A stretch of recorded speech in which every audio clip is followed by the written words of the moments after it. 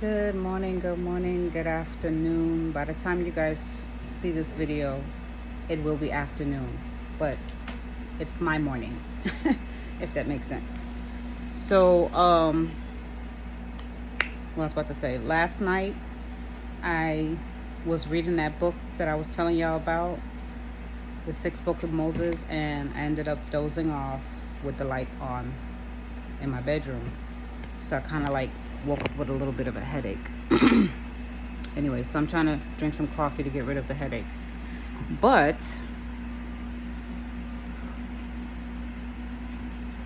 me and my daughter was talking, my face getting fat. That's what happens when you're sitting around the house a little bit too much, but I ain't mad at it. I woke up this morning, me and my daughter was talking, and she was telling me, like, Ma, instead of waiting, until you have time to write a book, you should just start telling your story online. And I was like, well, technically that's what I'm doing, but shout outs to Risa Tessa. I hope I said her name right.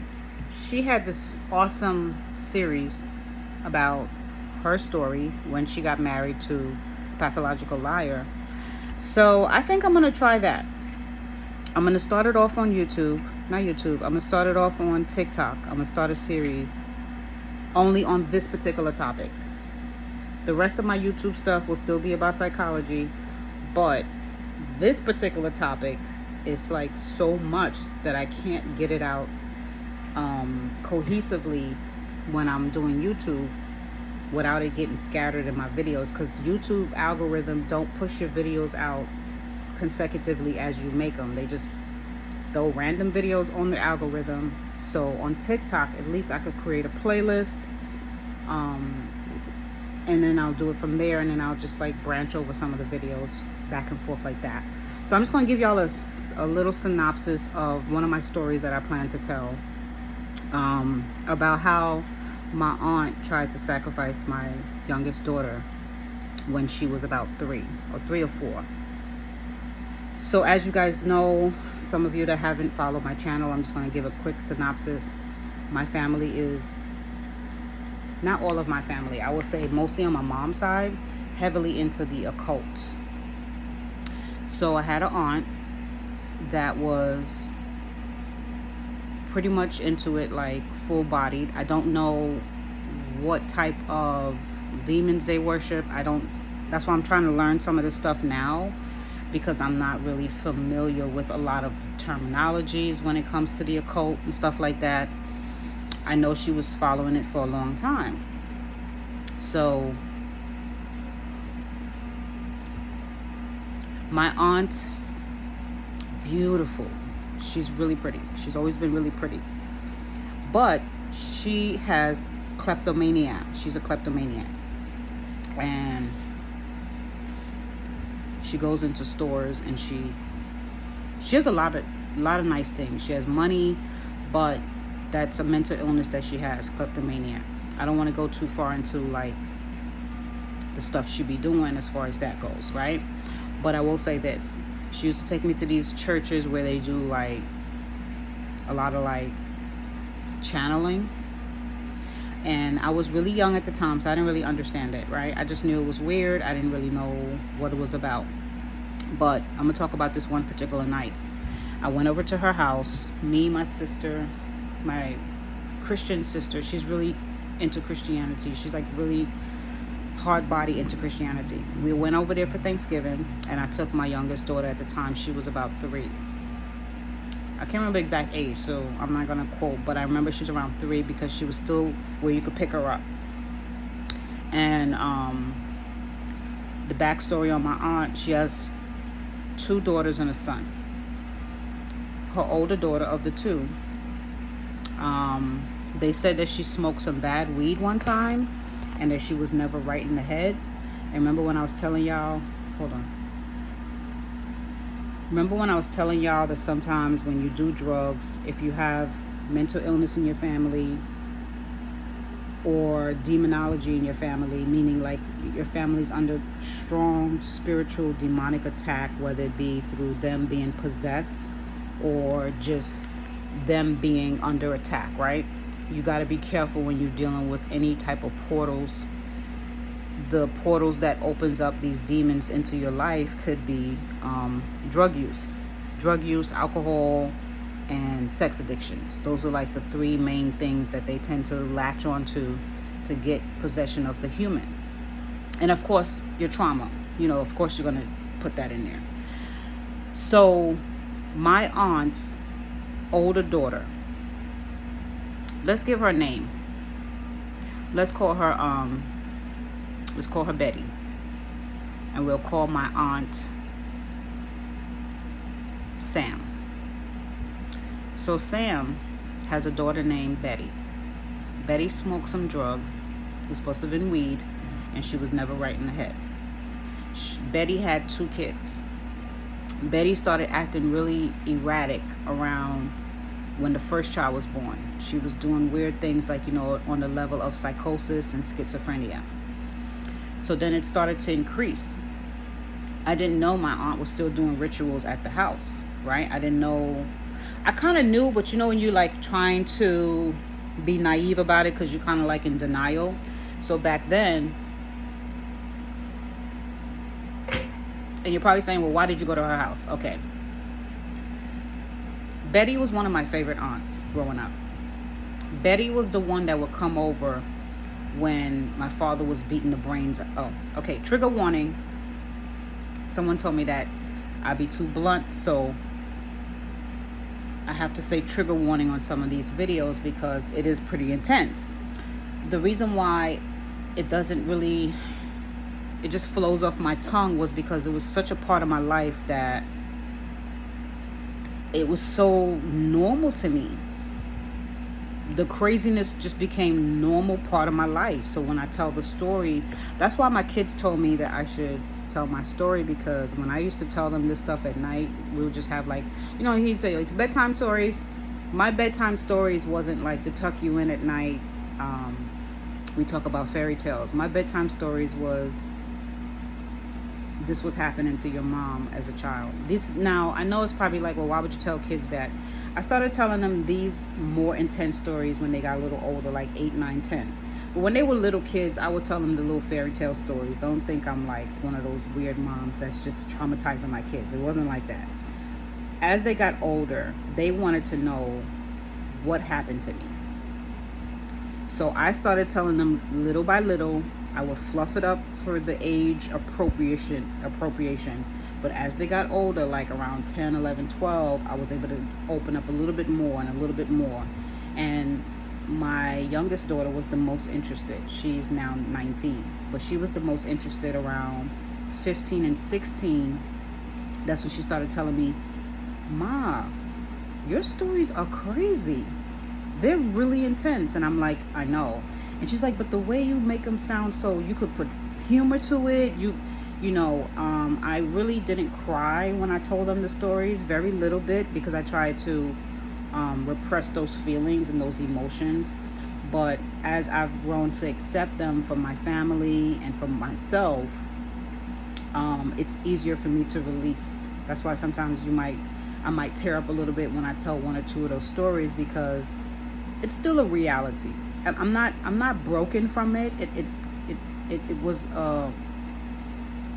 a tragedy, but you'll never really forget some of the things that happened to you in a lifetime.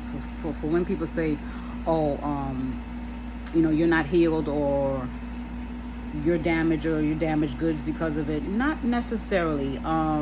You can still live on, you can still grow from it, but it'll still affect you. If you're human and you have feelings, it's still gonna affect you one way or the other, because through all this tragedy, I lost loved ones. I lost, like, it's not something you could just take a pill and say forget about it. You feel what I'm saying? So I'm not broken or anything damaged by it, but there's some things that still I wonder, and I'll talk about it in some of my other videos when it comes to my sister that passed. I didn't really get to tell her story to you guys, the whole shebang. I mean, it's a lot. So I try to give this stuff in doses, because if I throw it all at y'all, y'all gonna be like, Okay, ma'am, this is too much, right? So you gotta remember, this happened over a series of what, 15 years. So this is not all in a couple of years. This was over my childhood and into my preteens and into my early teens, right? So I can't just tell it all in one story. Some of the things I have to write down, some of the things I have to remember chronologically so I don't say the wrong dates. But my aunt was my favorite aunt. Her name is Sam. So Sam would come over. I forgot to turn the ringer off. Sam would come over.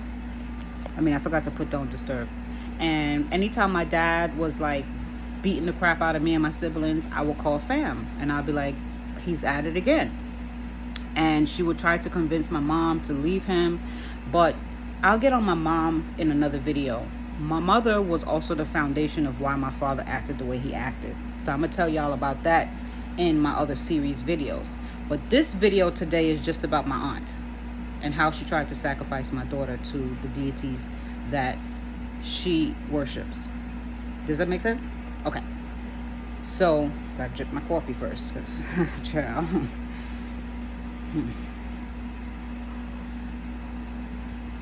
I had that connection with my auntie at that time because when somebody saves you from something, it's called reciprocity. You conform to what they got going on out of the feeling of like gratitude, or you owe them something because of maybe what they did for you. Does that make sense? That's in psychology. So if I did something for somebody, right? Like let's say I came and I did something for you and you feel gratitude about it, or I saved you out of a situation, I don't necessarily got to tell you, hey, you owe me. In your mind, you're going to naturally want to do something in return. That's just a normal psychological thing. This is just a side note. Sometimes when guys try to play a girl, they'll buy her nice things and things like that, right? And then they say, okay, now you owe me. You know what that means, right? Open up them legs. That's psychological trickery. And this is why a lot of young girls fall for prey, and then they turn around and call them a hoe or something like that. But technically, it was a reciprocity. Y'all know what I'm saying. Reciprocity. Blah, tongue twister. So you got to be careful when you let people do nice things for you, because sometimes there's a string attached, and you as a human being just want to be nice and be kind. You may not realize you're succumbing to some type of contractual demon work. Okay? It could be, sometimes it be subtle stuff that these demons will come and try to do to you. Now, I didn't know all of this stuff when I was young. I just knew it freaked me out, but I didn't know how to tell anybody. It was just me and my sister and my other brother. We kind of knew something was strange, but we didn't know what exactly to do or what to say or how it, you know what I mean? So that's why I never spoke out about it, because I just felt like, well, this is my cool aunt. She don't want to hurt me. She's always been there for me. She's never going to do anything to hurt me. That's how I felt about her. Even though she would take me to these stores like Macy's and malls, and she would tell me to put stuff in my bag, like to help her shoplift. She was a kleptomaniac, so she would put my life in situations where I can get into, I'm a child, but technically I can get into trouble with CPS, because they're gonna be like, where's your mom? Why she got this lady taking these kids out to go steal stuff from the store? So she would gas me up when I would come and visit her and be like, oh, auntie gonna get you some nice things, and it's gonna be a present, because she knew we were poor. She knew my dad wasn't giving us nice things, because my dad was like, I'll talk about that another time. So that made us feel like somewhat obligated to her, especially me.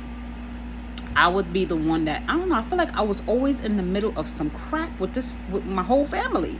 They always picked me to go on the excursions, and I'll tell y'all when they sent me to Trinidad as a bribe. I'll tell y'all about that in another video. I went to Trinidad for 2 years as a bribe. They was gonna give me away for some money.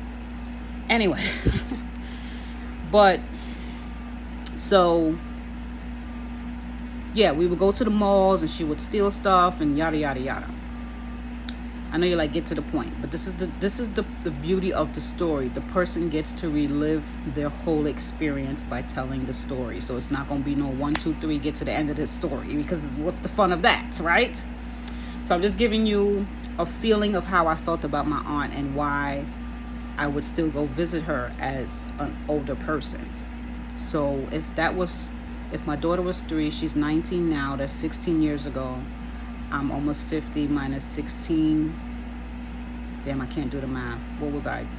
34 or 44? Was I 44 or 34? Y'all do the math. So that was 15, 16 years ago this happened. So she calls us over. She said, I'm having a Thanksgiving dinner. Y'all can come over and stuff like that. I didn't go see my aunt very often. So when I did, it was like an exhilarating feeling. Like, oh, I get to see my favorite auntie. She would do some weird things, but not enough to be like, I don't want to go see her ever again. Does that make sense? So now, remember, I told you she has a daughter named Betty that had lost her mind. Okay, so Betty was in and out of the mental institution. Betty was probably about maybe 20, I don't know, 28 by the time this all took place. But when she lost her mind, she probably was about 19, right? So we go over that night. Betty's at the house. I think Betty was staying there for a while.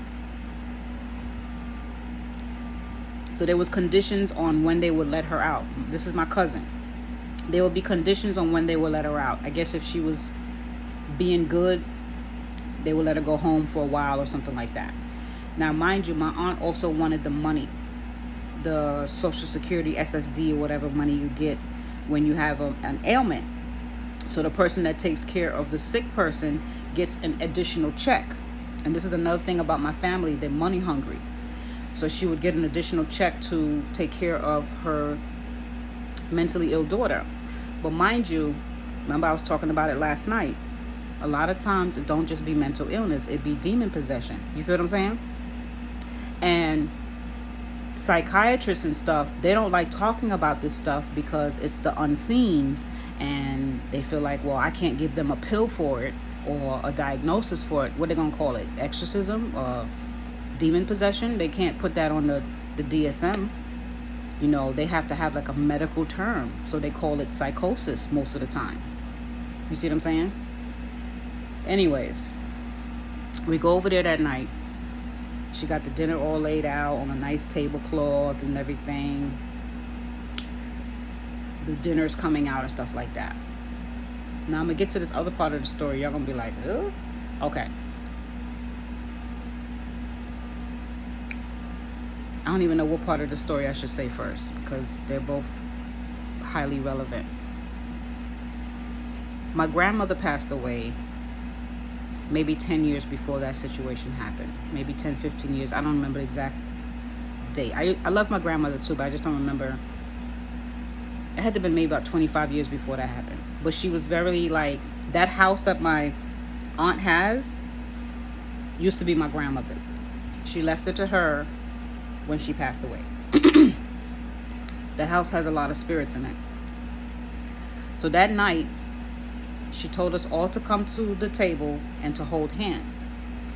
The weird part about it is we didn't hold hands around the table. She made us come outside of the table and form a circle. And we all had to hold hands. It was my mentally ill cousin. Her name is Betty. Her daughter, I think her daughter was 4 at the time. The baby father. Now, mind you, they was visiting, so they left after we said the prayer. So she made us all hold hands. I'm holding my mentally ill cousin's hand, and I think it was my aunt.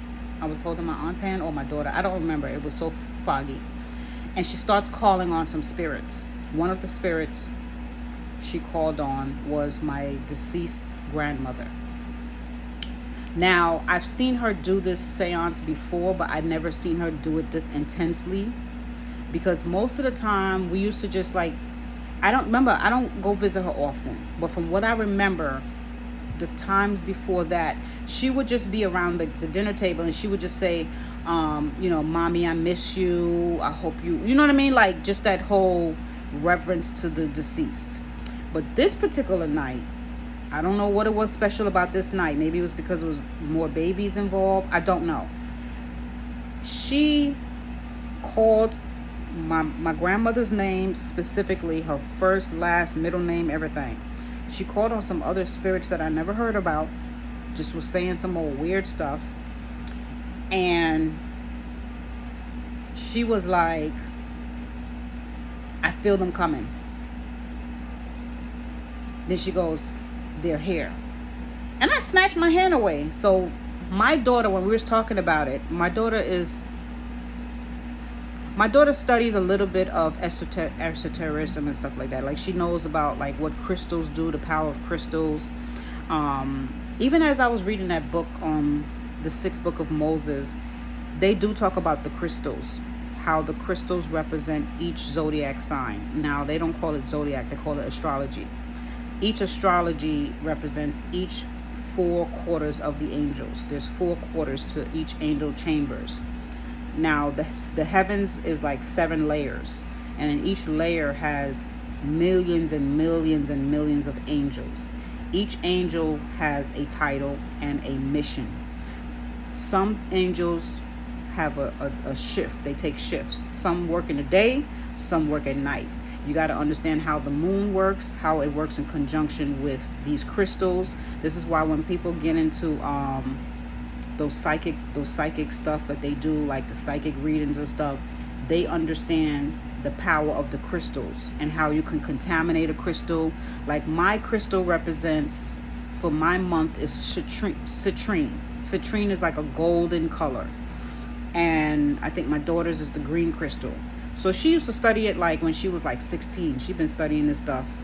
So she was telling me, she don't, like, when I say studying, I don't mean she does it. Like, she doesn't do rituals or anything. My daughter doesn't mess with that stuff, but she understands it. And that's why it's good to have knowledge and understanding, so you don't get put in some situations and you're like, oh, I didn't know I was in a seance. So I'm thinking I'm at a Thanksgiving dinner. I didn't know I was getting into a seance with this lady. You see what I'm saying? So my daughter was explaining to me, when I snatched my hand away, I broke the seance. She said, when you break the seance, the spirits get upset. Child, I did not know it was to this extent. So she says, my aunt says, they're here.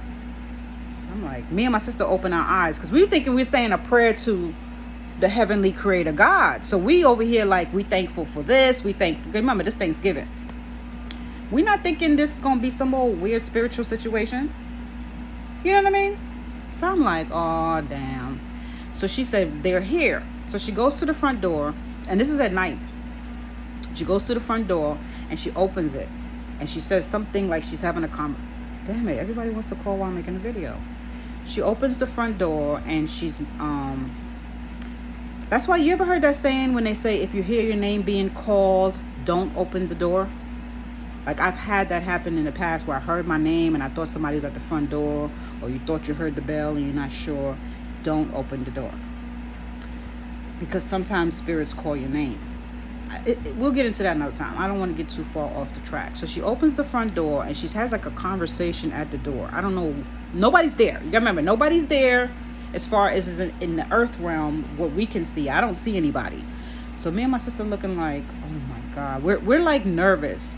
But we can't leave because, one, somebody dropped us off. Honestly, we should have left, but like I said, that's my favorite auntie. I'm like, okay, she's just a little cuckoo. I'm not thinking it of that serious. So we ended up getting stuck. The person couldn't pick us up, so we had to sleep over. I slept on the couch with my daughter. She had some big couches because the house is fairly decent size. So me and my sister stayed over. My daughter was in my arms because you remember she's about 3.5 or whatever, 4 years old. So she's laying in my arm on the couch. So we fell asleep. My aunt goes to bed.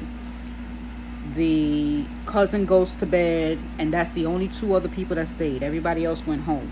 Nobody else could take us home because all the cars were filled. The person that was supposed to come pick us up was like, I can't come till tomorrow. I'm like, okay, that's fine. We'll spend the night with my aunt, catch up on life. So we sitting in the couch with my aunt. We had a couple conversations and stuff like that. She goes to bed. We're not thinking nothing of it. Go into a deep sleep. Next thing you know how you think you heard something, but you're not sure? So I thought I heard my aunt say, let the little one come upstairs, which was my daughter and my aunt. She's like, let the little one come upstairs. So I'm thinking I'm dreaming. I didn't know she literally did come downstairs and took my daughter upstairs. I didn't know that. So I'm still holding my arm like there's somebody there. What made me realize that she wasn't no longer in my arm, I heard a loud bang, like something thumping. And then I heard, like a scream out of this world. So I'm like, why is they screaming like that? You know what I mean? So I jump up out of my sleep and I'm like, oh my God, where's my Lily? Like, I didn't see her in my arms. So I'm thinking, you know how sometimes you think like, because my daughter used to do that. She'll wake up in the middle of the night and she just like roam. So I was like, maybe she's on the couch with my sister and I'm hearing the screaming and I'm disheveled. I don't know where the screaming is coming from. I go upstairs and so there's a room when you first go upstairs, and then there's a room in the middle, and then there's a room in the back. So I didn't know which room everybody was in, because I didn't even check upstairs before I went to sleep. As soon as I get upstairs, it's quiet. So I'm like, where did that scream come from?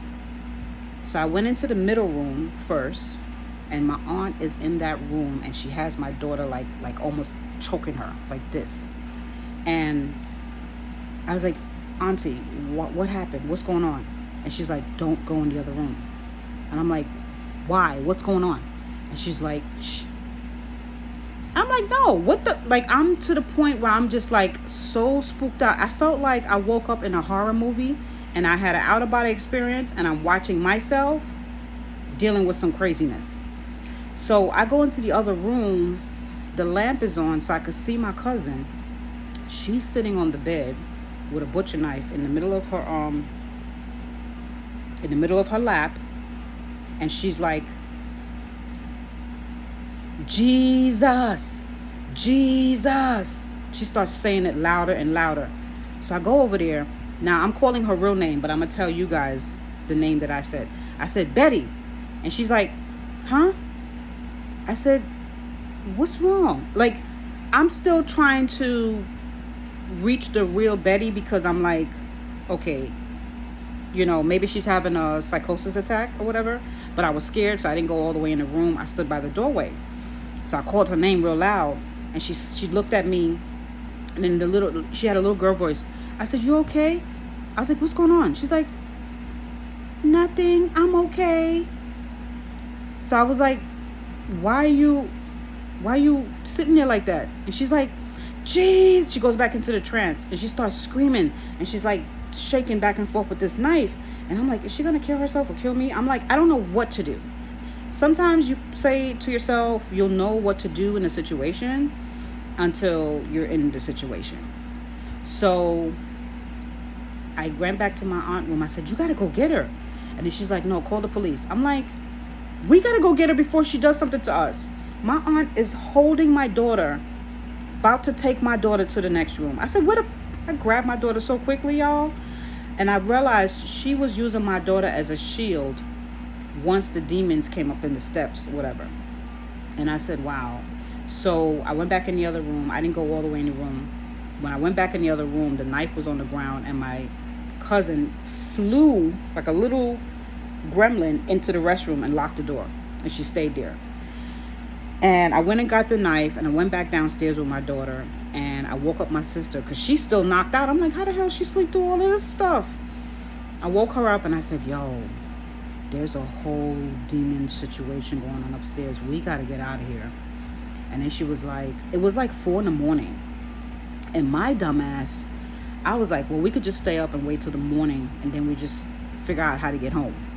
So we ended up staying about 3 hours till the sunlight came, and that's when we got the hell out of there. And I went back years later just to say hello or whatever, but it was still the same nonsense. And I remember when I was little, My aunt used to do a lot of weird stuff in her room with this. She had this one empty room. That's the same room that she took my daughter that night. And I didn't know that that room was like a shrine. She used to have this little like mini altar, and she would go in there for hours. I mean hours. And eventually she turned that room into a bedroom when people started sleeping over. So when my mom and dad was abusing me, she allowed me to go over there. So me and my sister, the one that passed away, we stayed at her house a couple times, but we didn't like when the nighttime came. Now this is the part that's gross. When the nighttime would come, she had these rats that was almost the size of possums. Yes, I said rats. These rats, you would hear them scurrying at night up the steps. And somehow they will park in the closet. And me and my sister would be up all night holding each other like, oh my God, these things are going to bite us. But for some reason, they would stay by the closet. It would be like 5 of them deep, like a whole gang of them would just stay by the closet and watch us. They would watch us all night and they wouldn't even budge. You know how most rats scurry? These rats would walk. They were diabolical rats. I have never seen rats. Like, I'm from New York. The rats that's in the subway ain't got shit on these rats that was in my aunt's house. So me and my daughter was talking about it years later, and I was like, do you think those rats were the demons? Like partially, like some of them, because you know they shapeshift. Because these rats, their eyes was bloodshot red, and they had like a scowl look on their face. They were like they ready, like a rabid dog. And they would just stand by the closet. So we're like throwing things off the bed, banging the bed, hoping that they wouldn't jump on the bed. And they would slowly walk maybe a step or two, and then they would just keep watching us. And they'll walk a step or two, and they'll just keep watching us. And then they'll walk a step back, and we did this all night for like 7 hours. Me and my sister would stay up and watch these rats. This happened almost every weekend that we would go over there. We didn't go over there every weekend, but anytime we went over there, the rats would watch us. And it was like, we told our aunt, like, why aren't you trying to get rid of them? And it was like she enjoyed having them there. And it was times where they would bite the bottom of her foot, like they would be in the kitchen and they would bite the bottom of her foot, and she would just go to the emergency room, get a tetanus shot, and come right back home. Yes. So these rats were like, I don't even know how to, they were like this length, the length, like about, what's this, 5 inches. They were about 5 inches, these, and they were full, like they were like something was feeding them. Now I do know that the way her house was, they said that something was wrong with the sewer line, something like that. And I'm like, okay, I understand houses have maintenance issues and things like that, but the way New York is, there's so many fundings that you can get. Like, let's say you're low on cash when it comes to that. The fact that it's a hygiene issue, and the fact that it's a health issue, I'm pretty sure my aunt could have got grants and loans or whatever that would have paid to get her sewer system fixed, to get rid of that. This situation went on for the entire time she has this house. The entire time this woman has this house, that situation was going on with those rats. So I started feeling like they was a part of the whole seance and the part of the whole rituals and all that stuff that went on in that house. But that's just one of the stories that I wanted to tell y'all, how my aunt tried to sacrifice my little one to the demons, the hell that's in her situation. Right now, about, I want to say 7 months ago, she had a stroke. She's still young, but she had a stroke on one side of her body or whatever. I want to say, I feel like a lot of it is karma, because the 3 aunts that was into that whole demon stuff, the two of them suddenly passed away. Like, they had cancer, and within a year, one of them was taken out. And then the other one, she slowly just like deteriorated. So the way this situation is happening with them, I'm really surprised that my mom went to Africa and is dibbling and dabbling in dark magic. So I don't know what's going on with my mom, but she had left Christianity and went into oh gosh, it's at the tip of my tongue. It's not Hinduism, it's another one. Krishna. Now I don't know how deep Krishna goes into spiritual magic, but I know my mom had a shrine in her house in Georgia, and she would have these little black deities on her shrine. And she had told my nephew one time when he wasn't listening to her, she was like, "Don't play with me, because I'll call one of those." She called him by the name. She said, "I'll have you crippled, or I'll have you hurt." And then anytime she wanted like to unalive somebody, she would use those type of names to talk about how she could do stuff to these people. So, but then she would get dressed up and go to the temple and act like a good old lady that just want to help clean the temple. But my mother's very dark. She's very, very dark. Like she can go real dark on you. And that's why I say I think a lot of what happened to my father, I'm not saying he was a good man, because he did a lot of damage to us, and he did a lot of damage to my older sister. And we're gonna make another video about the in-depth. My sister passed away, but I really believe she was demon possessed too. But we're gonna get into that. I love my sister to death. Tomorrow's her birthday. God bless the dead. I always wonder, and I know there's no way I'll probably ever find out, but I always make dua for her. Dua is a prayer.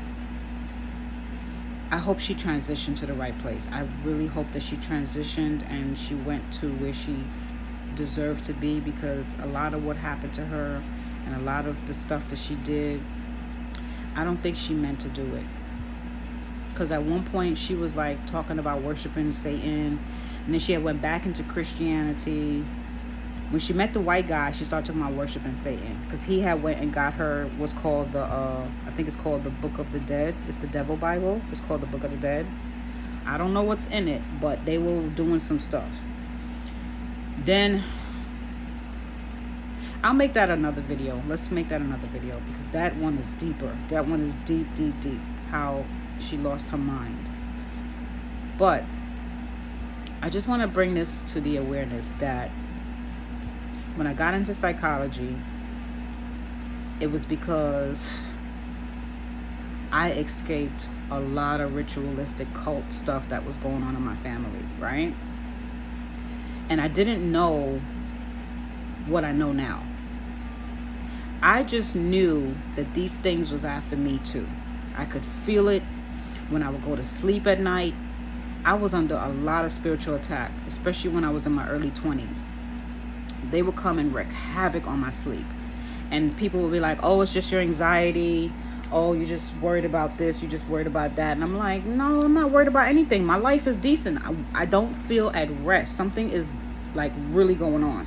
And as I started learning more and more and more, I realized demon attacks, demon possession is real. And I'm glad that me and my family has been safe from that. So that's one thing I will thank my father for. I think he was so spiritual to the point where he was under severe attack, and it wasn't enough people in his corner compared to the people in my mom's corner. Does that make sense? So when he became abusive, that opened the portal for him to become possessed. Because like I said, he was constantly trying to keep his kids in the church. We went all through Manhattan when we first came to this country, and we would preach the word of God, because he couldn't preach it in the temples, because they didn't want to hear. My father studied the Revelation real deep. He understood the cherubims, you know, those angels that they describe in the Revelations that people don't understand. Like, why does this thing have wings? And people don't understand that angels are not good looking. They are, and I don't mean to say it in a bad way, so God forgive me, but they have a monstrosity look to them. Something that's like out of this world. They're like, it looks like part animal, part this, part that. The human mind can't wrap around these things. That's why God keeps it away from us. That's why when we was in the Garden of Eden, he said, don't touch the tree of knowledge because you ain't ready for this kind of life. When it opens up your eyes, you will be scared. But us humans, we wanted to be hard-headed. We wanted to know. And now that we know, we are part of the mess. So when my father started learning this stuff, guess what? You become more and more susceptible to the attacks. The attacks is going to happen regardless. It's going to happen regardless. You just going to know why it's happening now. Does that make sense? Once your eyes is open, you will understand what's really going on. So for example, when I went in that seance with my aunt, I didn't know I was in a seance because I'm trying to be naive. Like, oh, this is my auntie. She never hurt me. Bullshit. They will take anybody down. I believe she sacrificed her own daughter. That's why her daughter went insane. This girl is fully committed to a mental institution now. Full, strapped down, all that stuff. Won't probably see the light of day. Because she's several attacks on her mom since that situation that we left that house. She has attacked her mom several times. She's got it out for her mom because that's where the source came from, the bullshit. She sacrificed her own seed. This is what it's about. This is the witchcraft, the demonology. When I told you one of my ex-boyfriends, his mom sacrificed him and put him in an oven. She was finna cook his ass. You don't play with this stuff. This is what my whole mom side of my family was about. My grandfather was a pedophile. He touched people, little children. He tried to touch me as a little girl. I was only 9 years old. He took me in a basement. He said, you want to see a little secret? I punched that little nigga in his face. I said, you ever touch me? I don't care who you are. You don't ever touch me. That's because I was raised by my father to be tough. My father beat the shit out of me, but he also taught me how to be tough. Don't take nobody's bullshit. So it was a blessing and a curse. But what I was raised upon, I had to make that series. Who the fuck was I born into? So I'm gonna make that my series on TikTok because it gets more and more crazy. It gets more and more crazy. I'm gonna start talking about it from when I was little, the stuff I had to deal with. It's not like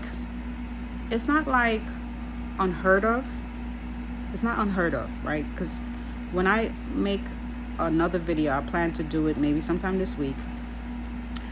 I was watching a video and I'm gonna play it in my video. So you know how you play the video on video? I'm gonna get better with this editing stuff.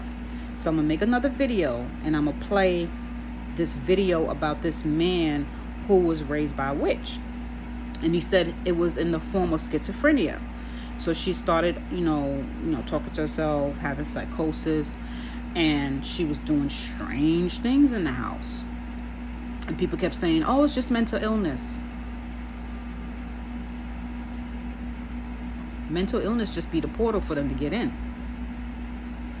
But it come from a bloodline of that happening. You let these demons in, they sign these contracts with these demons, and then they come after your children and your children's children, and then it don't stop. So you be thinking, oh, it's just a little craziness in the family. Nah, bullshit. It be deeper than that. So when I said I was into psychology, I'm into psychology, but at a deeper level. Because sometimes if you face to face with a patient and they have severe mental illness, you got to be careful sitting right in front of them and then having them talk to you. And next thing you know, this stuff, this spirit, whatever spirit is on them tries to jump onto you. This stuff is real. Anyways, it's supposed to be a short video. I'm going to start the rest of my day studying my actual schoolwork. But I'm going to try my best to start giving y'all trigger warnings if it's going to be anything gory or intense or weird or sadistic, because I was raised on that life. You know what I'm saying? You see me, you're like, oh, she's cute, she looks sweet, you know, da da da da. Yeah, I was covered. That's all I can say. I was covered. I don't know how. I'm going to be honest with y'all. I don't know how I made it. I don't. Because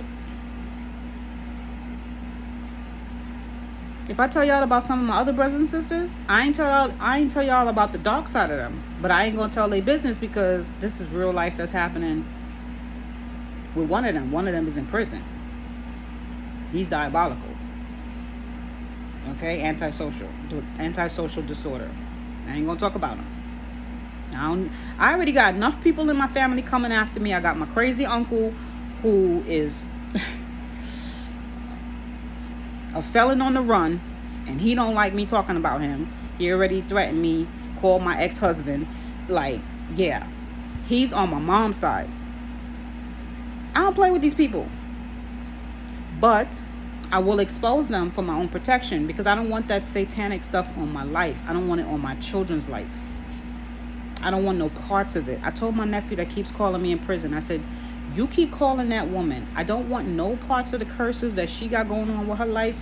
You need to stop calling her, because she ain't doing nothing for you. She ain't sending you no money. I mean, yeah, she might give you updates on what's going on with the situation with your other brother, but at the end of the day, if you don't want to understand that this is some serious ass shit, you need to leave these people alone. He was like, well, I don't call her that much. I was just calling her. I said, well, in a small conversation that you had with her, the first thing she tells you is she puts you on the phone with some man you ain't never spoke to before, and he's asking you to give him the name of all your lawyers, all the CEOs that put their hands on you, all the people that touched you, all the people that hurt you. What you think they're finna do with that information? If they put a curse on all those people, just understand you are part of that whole seance at this point. When they start pulling people's names and birthrights and birthdays and all that stuff, and something go wrong and it gets reversed, all the pain comes back on the person. I don't want no parts of that shit. And that's why I'm going to talk about my sister, what happened to her. But anyways, you guys, I don't want to disturb your Saturday.